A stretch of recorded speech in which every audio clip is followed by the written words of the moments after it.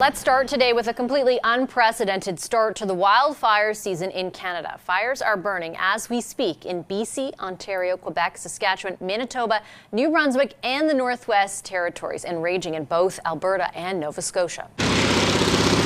This week, Nova Scotia experienced its largest wildfire on record. More than 20,000 people in that province were at one point or another forced to flee from their homes.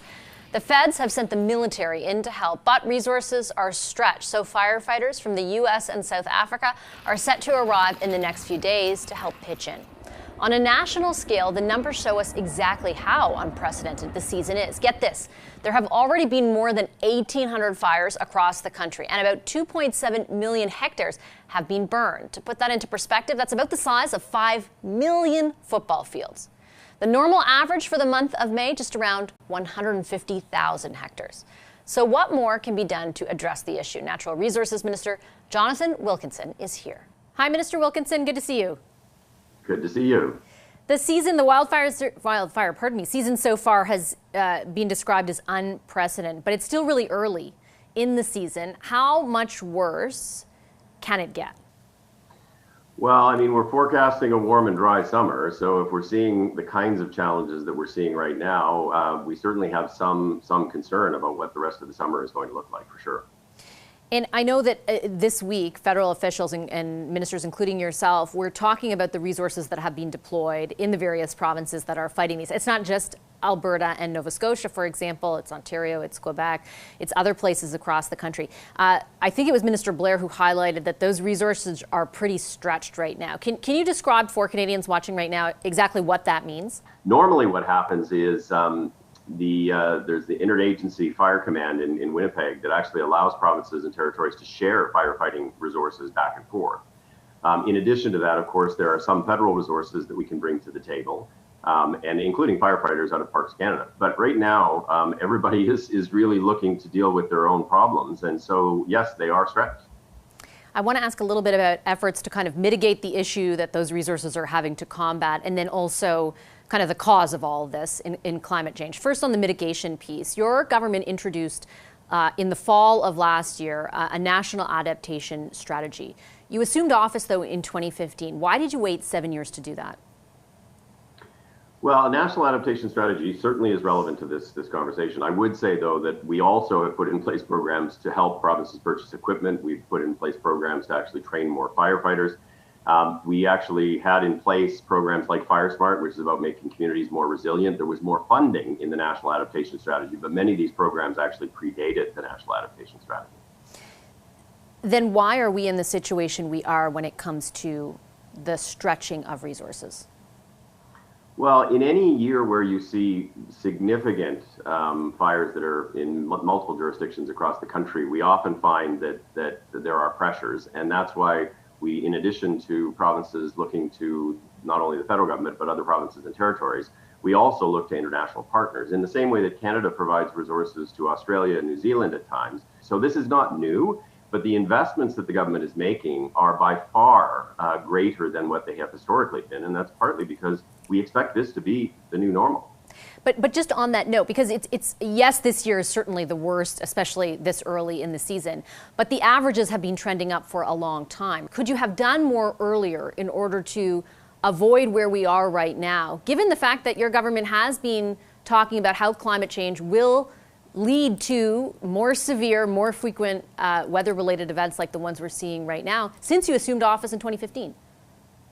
Well, I think that's a good question. And what I would say is many of these programs actually originated not long after 2015 to try to actually address some of these issues. But I would also say one has to remember that firefighters and equipment are actually the purview of the provinces. And what this federal government has done is actually made a pretty fundamental decision that we are going to get into the business of actually helping the provinces and territories with both of those issues. No federal government has done that in the past. So the government has actually taken this very seriously, and we actually are working to support the provinces and territories to ramp up. As far as the specifics of the actual strategy go, I take your point on sort of the tangible resources and the jurisdiction of provinces there. Part of what the strategy does is set kind of objectives in this area as well, including a target for all communities in zones of high risk to develop and implement a wildfire community protection plan by 2050, 15% of them by 2028. I'm wondering, given the conditions that we're experiencing right now, if that is too long of a time frame.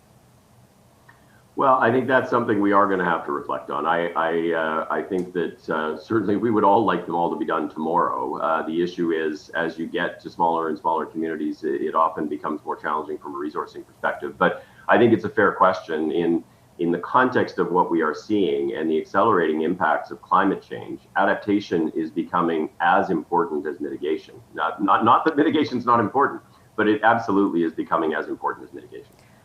Let's talk a little bit about mitigation versus adaptation, and in particular, the cause of this, climate change. Your government has set a target of net zero by 2050, and I wanted to ask and check in, based on the release of the IPCC summary report in March, which the Secretary General of the UN, which prompted the Secretary General to basically say, I hope developed countries can actually revise that target down to 2040, if that is something your government has come to a conclusion on yet. Well, we're always looking to be more ambitious, actually. I think, when we came to power, the target for Canada was 30% below 2005 by 2030, and there was no commitment to net zero by 2050. And we went through the process for the first time in the history of Canada, actually producing a climate plan that actually showed how we would not only meet, but would exceed that target. I was the environment minister at the time, so I spent a lot of time on that. And in the aftermath of that, we raised the target to make it so that our midterm target, our 2030 target, was aligned with 2050. We will every day look at what we can do to accelerate that timeline in the same way that our friends in Europe and Japan and elsewhere are doing. At this stage, those are our targets. We just raised them fairly recently, but of course, we're going to continue to look to be more ambitious going forward. I take your point on all of that, but I guess my question is more specific, and your answer is a little broad. Is there a date by which, for example, your government will be able to tell Canadians we're sticking with 2050, or we want to be more aggressive and we'll aim for 2040? Well, at this stage, our target is 2050. That's the same as almost every other country in the G7, other than Germany, which is 2045. So it is an ambitious target. I mean, let's be clear, getting to net zero in an economy like Canada's, which is big and cold, is not simple. Our target is 2050, but we are always, as I say, looking for ways in which to accelerate the progress that we can make. And that may well include things like what the IPCC talk about is, building more and more as you get close to 2050 of things like negative emissions technologies to actually not only get to net zero, but to actually start to take carbon out of the atmosphere on a net basis. Do you think, though, and if I could ask you honestly, based on exactly what you just said, that we're a big and cold economy and we're also very resource heavy, right? That's just the makeup of our economy at this point. Do you think it is realistic in any way to revise down to 2040? Well, as I say, our target is 2050. It's hard for me to comment on that because at this stage, all of our planning is focused on driving emissions. It is an enormously ambitious target for a country like Canada. But I certainly do not rule off the table finding pathways through which we can actually go more quickly. And in some areas, we are finding that we can go faster than we thought. I mean, look at Alberta on the electricity side. They have till 2030 to phase out coal, and yet they're going to be off coal this year. So in many sectors, I think people are finding that sometimes the pathways are easier than we think they are. Okay, Minister, I'm out of time. I'll leave it there. Thank you for your time. All right, thank you.